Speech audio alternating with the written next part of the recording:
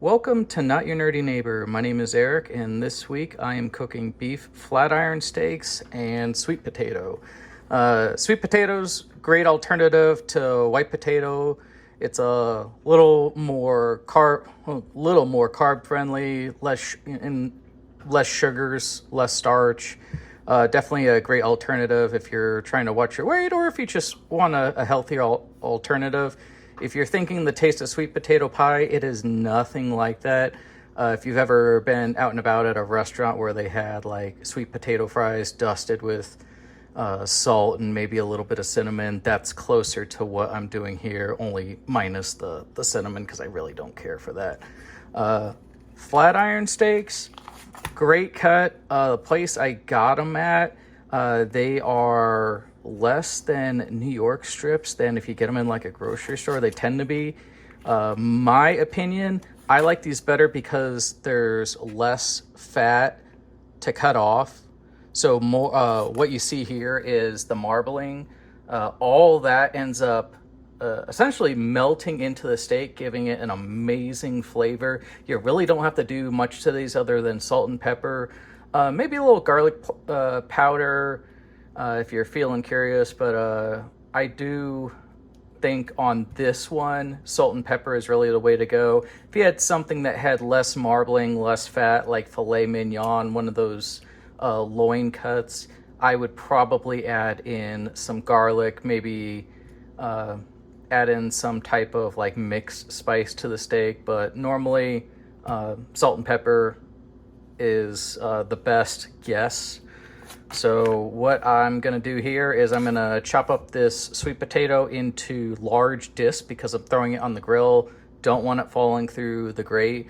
I'm just going to chop off the root ends where the root tends to grow. It's not something that you can eat, so I usually chop off maybe a ½ inch in on each side, slice it up, and then while I'm doing that, I'm going to salt and pepper both of these, let them sit out at room temperature. Ooh.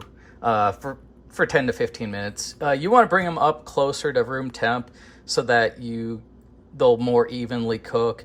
If you're buying meat from any reputable place, it can sit out for 10 to 15 minutes. If you think about it, it already does. If you're going shopping at like a grocery store or going to a meat market and driving home, it's already gonna sit out for a bit, so it's not a problem. You just don't want it to get sit out for like an hour. Definitely don't want to do that. But yeah, let's get started. All right, we are out at the grill. If you were watching my shorts, you probably saw my short little review of the Grill Rescue. It's a way to steam clean the grates on your grill without dangerous wire bristles that could possibly get ingested. All kinds of stories out there. I never had it happen, but why risk it? It's definitely a safer alternative. Despite how it looks, haven't had it that long. You just throw it in the dishwasher to clean it. It's got a metal edge on there to scrape off some of the more stubborn, burnt on residue on the grill. This would work on really any kind of grill that has grates to it. So even if it's they're cast iron grates, you can still use this once the grill is hot because then the water is evaporating right away. So what I did, and Fiona doesn't know this yet, I have some unseasoned sweet potato. Her tummy's been a little flaky lately, so what I can do for her as a treat, and she was so great today, took my car into the dealership, had stayed there a little longer than half hour, 45 minutes. Normally I have to put her in a kennel, and she was able to stay home alone all by herself and not pee or poop in the house. Yeah, because you're a good dog. Yeah, good dog. But I will get back to this. I'm going to use my left hand now to put those on the grill. So just going to throw those on. I can put them on the upper or lower grates. I have tongs to get to them. If you're really apprehensive about the heat, you could certainly use tongs to put them on. I would not fault you. I certainly did when I first got it. But those are now there. And now the seasoned ones for me and my wife are going on, and Those will be delicious. I cut those about maybe a 1/4 inch thick, just so they hold up a little bit better and I can get a nice crunch on the outside, like a deep fat fry item minus the deep fat frying. So just a healthier alternative to white potato. In the off chance that you're dieting or just want something a little healthier, I tried to cut out white potato years ago and much happier about it. But yeah, I will let those go and we will come back and put on the steak a little bit. These take more time to cook than the steak, so if you want to time it right, you leave those on maybe 10-15 minutes and then they're good. All right, we're back at the grill. I just flipped all the sweet potatoes over. I kept my dogs up there, and then mine and my wife's down here, just so I can keep them separated and I don't have spices from one falling onto the other. Of course, there's no spices on the dog one. Garlic and onion are apparently really bad for dogs. Something to do with like breaking down red blood cells. Not a good thing. So definitely don't give your dogs that kind of seasoning on there. But now it's time to put on our steaks that are fully rested, salt and peppered. You can see it pulled out some of the moisture out of the meat, which is good. That way we'll get a nice arc on the outside. These will not be on there all that long, maybe 6 to 8 minutes aside. And I'm going to use my meat thermometer to check all of that. I have a YouTube short about meat thermometers. I hope it didn't come across as condescending, but it drives me nuts when I see these chefs on TV talk about the method, like, oh, this is one, this is another. I'm like, no, cheap, inexpensive meat thermometer is the safest bet. 130, 135 is how I like my steaks. My wife's is closer to 140. I like mine medium rare. She likes hers a little more than medium rare. We're working on that. On these flat iron steaks, I'll probably cook them a little closer to medium rare for her to see how she likes that. Flat iron steaks are a little more forgiving because they have more marbling in the meat. I mentioned that earlier in the video. If you want something where you can cook it really rare, it's very flavorful, but you need to season it, filet mignon, a New York strip would be another one that probably has some marbling. It's mostly a fat cap around the edge. You want to get that fat cap as hot as possible. The goal is to melt the fat throughout the meat. That is how you get your flavor in a cut like a New York strip, a ribeye, a T-bone, a flat iron steak, or even a skirt steak, which are normally associated with like fajitas. If you've ever been to Qdoba or Chipotle, it's probably a flank, some kind of flank steak they're cutting up. I'm just kind of guessing there, but at least that's what I would use. But yeah, we'll let those sit on there for a few minutes and I'll come back. I didn't have all my grilling utensils before, and now I have them. Oh yeah, meat thermometer, tongs. I'll see if this spatula works.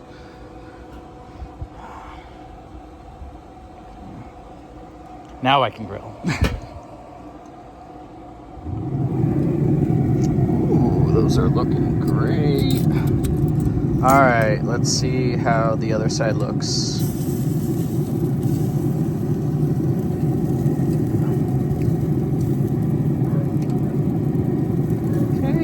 A little more color. Okay, so I might be fooling myself a little bit. You can definitely tell if something is still rare if it's extremely spongy. There is some truth to that, but for more precise cooking, yeah, you definitely can't tell. So let's check the other side. That is what I'm looking for. Just a little bit of char on the outside. And this should be timed perfectly so the sweet potatoes are still hot. And the steaks are going to be perfectly done to my liking.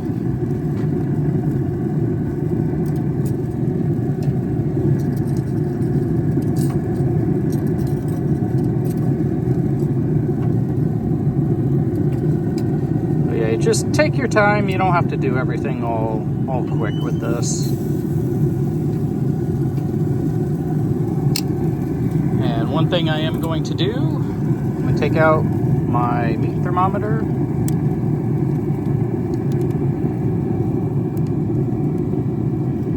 Making sure it's on freedom degrees. Just kidding. Computer stuff, I do actually like Celsius better because it's easier to reference stuff. And we're almost at temp for mine, which will be 135. That's what I like mine at. And then the one for the missus will go on just a few more minutes because that is more to her liking. So get your steak how you want it. I'll judge you if you put ketchup on it, but it's up to you. I'm not your dad. All right, I'll see you guys in a bit. Okay, we're back. I just pulled mine off the grill at 135. Do a little post cook on it, which is normally what happens to most meat, I'm pretty sure. Pulling off Fiona's sweet potatoes, let those cool off completely. If you are doing something like that for your dog, not a bad idea. Throw it in the freezer for like maybe 2 to 3 minutes just to take the temp down a bit. It can still be warm, you just don't want to burn your dog's mouth. They might choke on it, so.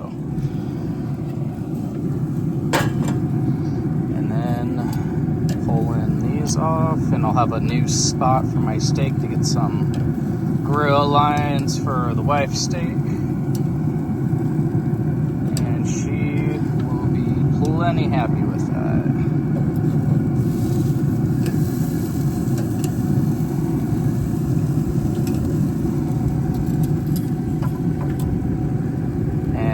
Next video, next scene I'll show you is when I go to cut up the steak, how to properly cut a steak.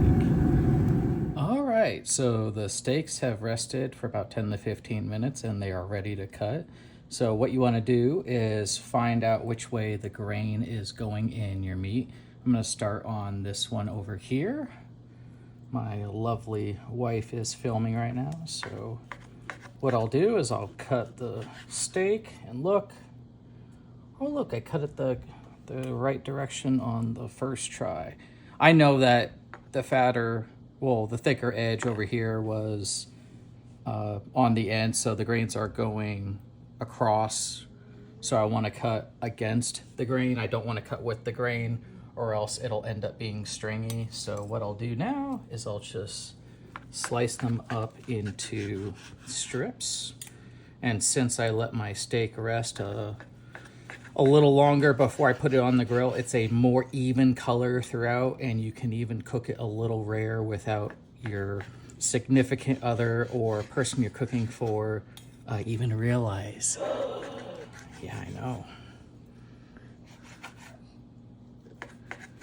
But of course, if you're sharing, what you can do is if you have someone who likes part of their steak a little more done, you can give them the side that's thinner. Since the thinner side cooks quicker, that would be the side that they would probably like if you want to make them happy, which I do, so.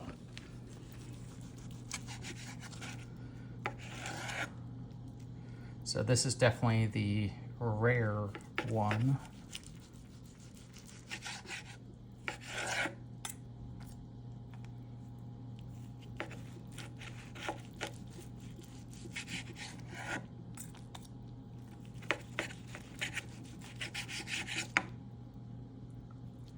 Make sure I get all the way through.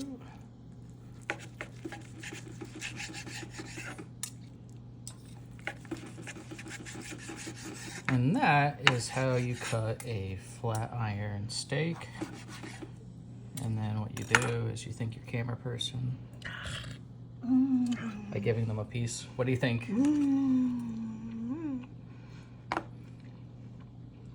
Usually, no talking after you feed them food is usually a good sign. Silence is often a good indicator. But yeah, you can see all of them are, these are more done to my liking. These are more done to my wife's liking. Everybody's happy.